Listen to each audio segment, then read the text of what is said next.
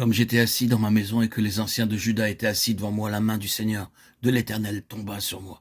Ézéchiel chapitre 8, 1. Alors que nous revenons à Ézéchiel 8, nous constatons qu'il y a de nouveau conformité avec la pensée des visions de Dieu. Ézéchiel 1, 1. Nous trouvons ici un message de délivrance pour nous, mais nous voulons auparavant savoir tout ce que le Seigneur veut nous dire à notre sujet. Plus il agira profondément en nous, plus il y aura de place pour lui dans notre cœur. Les gens religieux de Juda étaient venus à Ézéchiel pour recevoir instruction de Dieu. Mais Ézéchiel, assis devant eux, gardait le silence. Il n'avait rien à dire.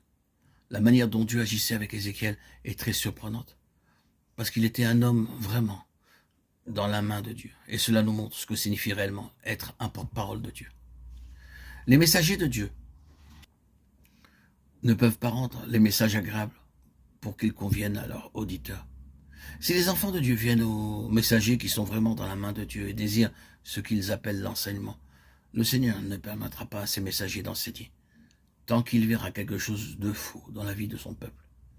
C'est une tentation très grande que de puiser dans nos propres sources et de donner une prédication que Dieu n'a pas donnée, simplement parce que c'est ce qu'on attend de nous. Les gens religieux de Juda étaient venus à Ézéchiel pour entendre la parole de Dieu. Et comme ils étaient assis, la main du Seigneur tomba sur Ézéchiel et Dieu dit « Je vais te montrer ce qui ne va pas ». Alors il donna un message très saisissant.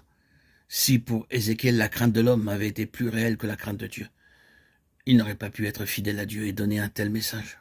Ézéchiel raconte ainsi son expérience.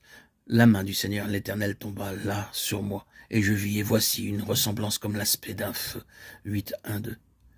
Dieu donna au prophète une révélation nouvelle, et c'est à peine si celui-ci savait comment décrire ce qu'il avait vu. Il pouvait seulement dire « comme l'aspect d'un feu ». Notre Dieu est un feu dévorant. Deutéronome 4, 24. Nous avons besoin aujourd'hui de messagers de Dieu, capables de dire « ainsi par l'Éternel », et non pas « je pense ceci ou cela ». Les chrétiens viendront peut-être leur dire « que pensez-vous de ceci ?» Mais combien sont disposés à dire simplement « il est écrit ». Le monde est dans la confusion à cause du grand nombre de voix. Oh, combien les âmes désirent intensément ainsi par l'Éternel, suivi de la puissance de Dieu pour confirmer sa parole.